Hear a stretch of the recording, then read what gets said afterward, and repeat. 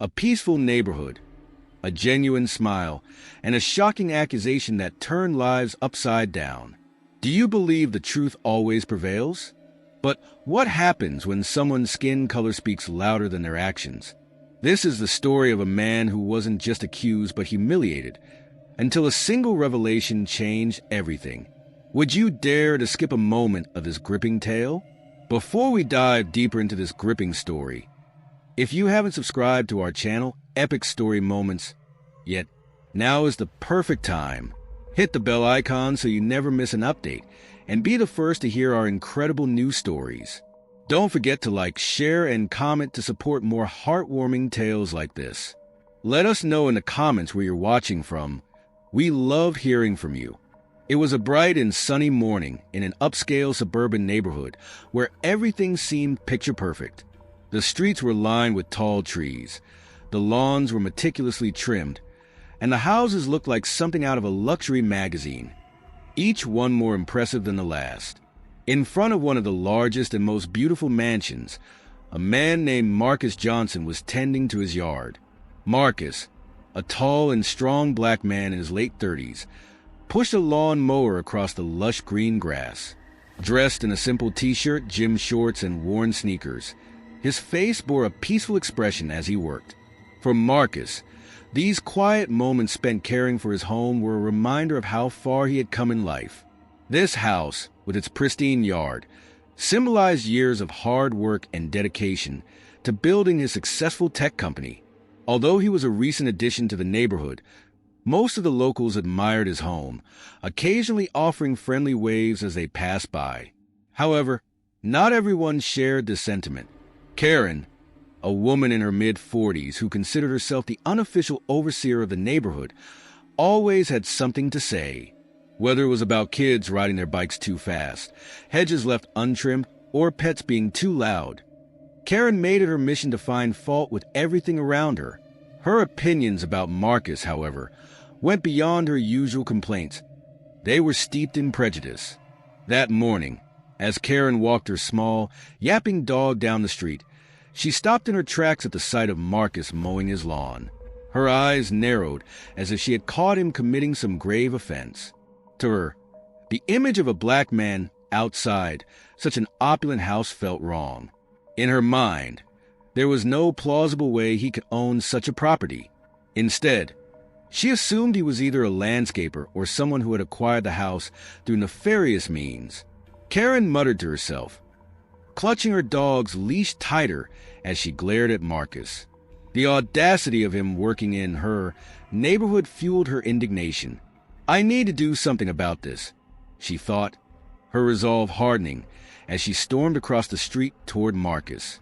Excuse me, Karen barked, her voice sharp enough to startle her own dog. Marcus, surprised by the sudden interruption, looked up from his lawn mower. He noticed a fiery look in Karen's eyes as she approached him with quick, purposeful strides.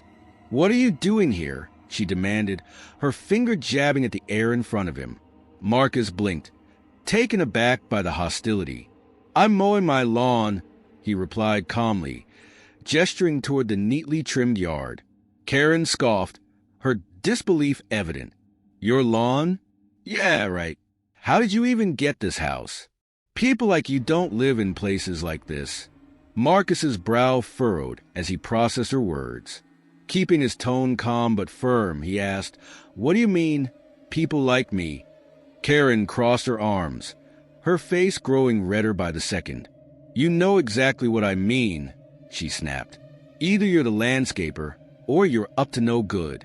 This house doesn't belong to you. I should call the police. By now. Karen's raised voice had drawn the attention of several neighbors. Curtains were pulled back, doors opened, and people began stepping outside, their curiosity piqued. Some held up their phones to record the unfolding scene.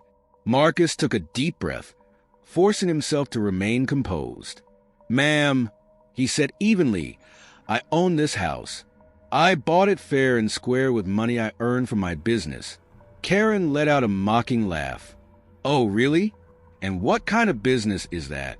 You think I'm going to believe some made-up story? She pulled out her phone with exaggerated movements, dialing as if to put on a performance for the growing audience. "I'm calling the police," she declared, her voice dripping with self-righteousness. The crowd of onlookers murmured among themselves, their expressions ranging from shock to discomfort. Some seemed hesitant to intervene, while others recorded every word. Marcus, however, remained calm. He had faced challenges before, and he wasn't about to let Karen's ignorance provoke him. "Go ahead," he said, his voice steady. "I have nothing to hide." Karen raised her phone to her ear, her voice taking on an air of urgency as she spoke to the emergency operator. "Yes, I'm at 123 Oakwood Drive," she began. "There's a man here who doesn't belong. He's claiming he owns this house, but I know he doesn't. He looks suspicious." As Karen continued her embellished report, Marcus stood silently, leaning on the handle of his lawnmower. His patience was being tested, but he knew better than to let her behavior escalate the situation further. He glanced at the neighbors, some of whom exchanged uneasy looks. Others continued recording, capturing every word and gesture for posterity. Karen, emboldened by the attention, waved her phone in the air like a trophy. "The police are on their way," she announced dramatically. "We'll see who's telling the truth." Marcus remained composed, though a flicker of frustration passed over his face.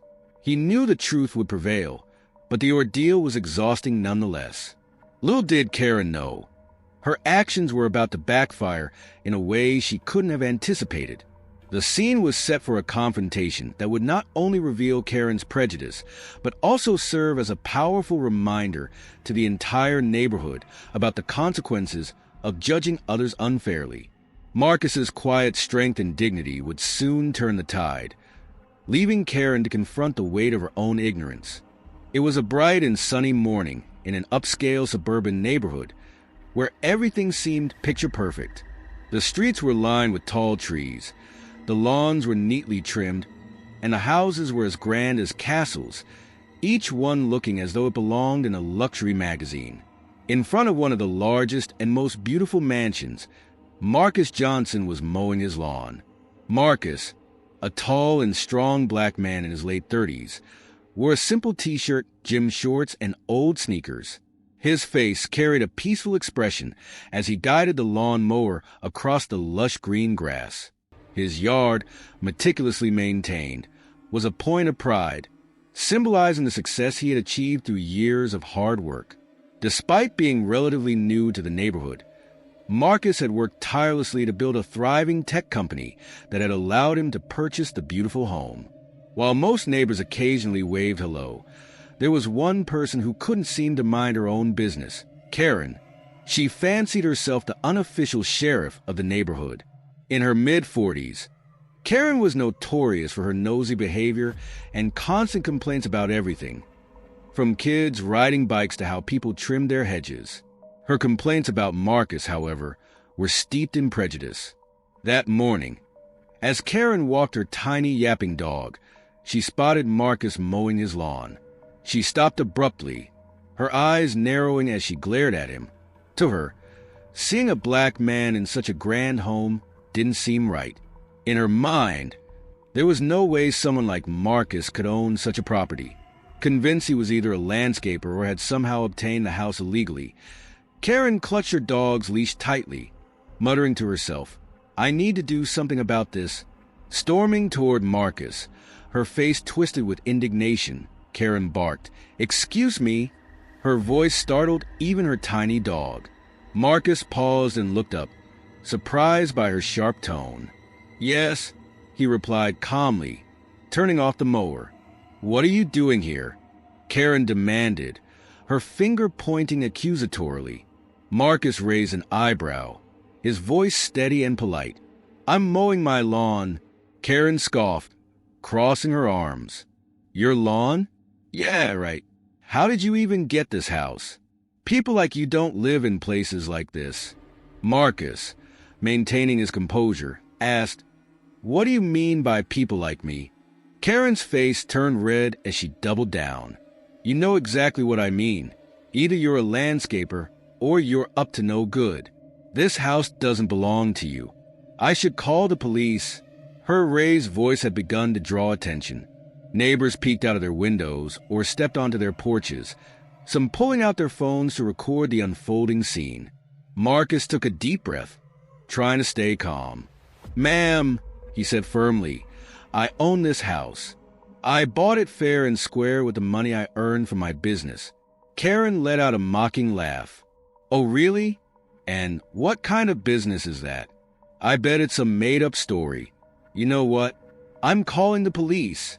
She dramatically pulled out her phone and began dialing, describing the situation in an exaggerated and biased manner to the operator. The murmurs among the crowd grew louder as the situation escalated. Marcus stood his ground, his patience being tested but refusing to be provoked. "Go ahead," he said. "I have nothing to hide." When the police arrived, Karen eagerly ran to them, pointing at Marcus as if she had caught a criminal. "That's him," she shouted. "He's pretending to live here. He stole this house.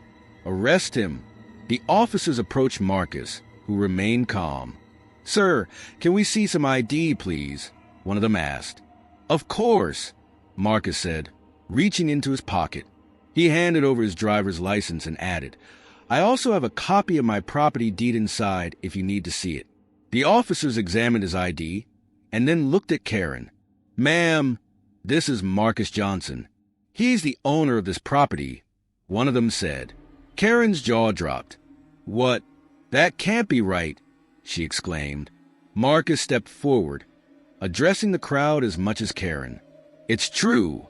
I built my business from the ground up and worked hard to achieve this. I'm proud of this home." The crowd murmured in approval, and the officers apologized to Marcus for the misunderstanding. They turned to Karen and said, "Ma'am, making false accusations and wasting police time is a serious matter. We suggest you go home and think about your actions." Humiliated, Karen tried to stammer out an excuse, but the damage was done. The neighbors, still filming, looked at her with judgment in their eyes. Marcus resumed mowing his lawn, his dignity intact. By the next morning, videos of Karen's meltdown had gone viral on social media, with captions like "Racist Karen strikes again" and "When ignorance meets reality." The backlash was swift, with thousands of comments condemning her behavior. News outlets picked up the story, and her face was suddenly all over TV and the internet. Karen's boss, who happened to work for a company contracted by Marcus's tech business, called her into the office. What happened next was a turning point in Karen's life. But Marcus, ever gracious, continued to live with the dignity and strength that had carried him so far in life. The confident Karen turned to Marcus with a smug expression, her voice sharp and accusing. "They're on their way," she declared. "We'll see what you have to say when the police get here." Marcus, unfazed, folded his arms, his demeanor calm and composed. "That's fine," he replied evenly. "I'll wait right here." A heavy tension hung in the air as everyone stood silently, the quiet broken only by the faint hum of distant murmurs from the gathered neighbors. Karen, convinced she had uncovered some great crime, looked self-assured and pleased, while Marcus stood resolute, knowing the truth was firmly on his side. The faint sound of sirens grew closer, and the crowd swelled in anticipation. Phones were pointed, recording every moment as whispers spread through the growing throng. When the flashing lights of the police car illuminated the street, Karen's confidence only seemed to grow. She stood tall, ready to present what she believed was undeniable evidence of wrongdoing.